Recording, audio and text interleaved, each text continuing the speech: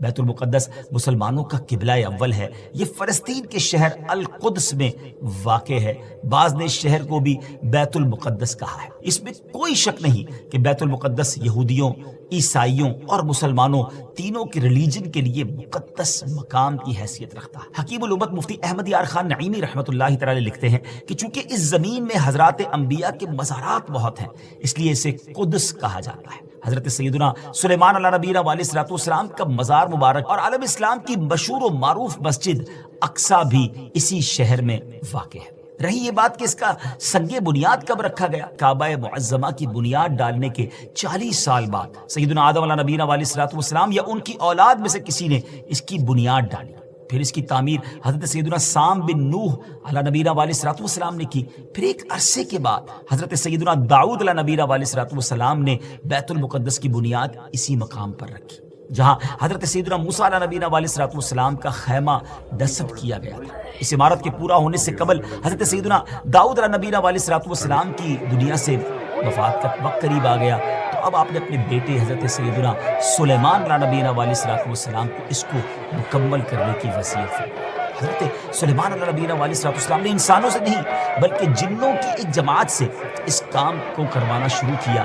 1 سال کا کام باقی تھا، مگر آپ کے انتقال کا وقت قریب آ گیا۔ آپ نے غسل فرمایا، نئے کپڑے پہنے، خوشبو لگائی اور اس طرح تشریف لائے کہ عصا پر ٹیک لگا کر کھڑے ہو گئے۔ ملک الموت حضرت اسرائیل علیہ الصلوۃ والسلام نے آپ کی روح اسی حالت میں، اسی عالم میں قبض کر لی۔ جب حضرت سلیمان علیہ الصلوۃ والسلام حیات تھے تو جنات کو رات کی رخصت بھی مل جاتی تھی، وہ دن میں کام کرتے تھے، حضرت سلیمان علیہ الصلوۃ والسلام بھی آرام کرنے چلے جاتے تھے، مگر آپ چونکہ اب کھڑے ہی تھے تو اب جنات کو دن رات راؤنڈ دا کلاک کام کرنا پڑ گیا۔ جیسے اس کی تعمیر کا وقت پورا ہونے لگا تو اللہ کی شان دیکھیں کہ آپ کے اس عصا کو، اس لکڑی کو دیمک نے کھایا اور آپ کا جسم زمین پر تشریف لایا۔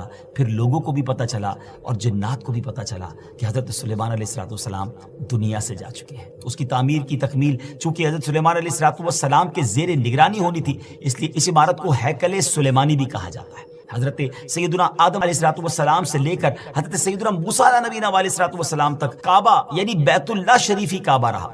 پھر حضرت سیدنا موسیٰ علیہ نبینا علیہ الصلوۃ والسلام سے لے کر حضرت سیدنا عیسیٰ علیہ الصلوۃ والسلام تک بیت المقدس قبلہ رہا۔ اور ہجرت کے بعد مدینہ منورہ میں بھی مسلمان 16 یا 17 مہینے تک بیت المقدس کی طرف ہی رک کر کے نمازیں پڑھتے رہے۔ ہجرت کے 1 سال 5.5 مہینے کے بعد 15ویں رجب پیر کے دن مسجد بنی سلمہ میں نماز ظہر کے درمیان قبلے کی تبدیلی ہوئی اور اللہ پاک نے پیارے آقا علیہ الصلوۃ والسلام کی خواہش کے مطابق مسلمانوں کا جو کعبہ ہے، قبلہ ہے، وہ کعبہ کو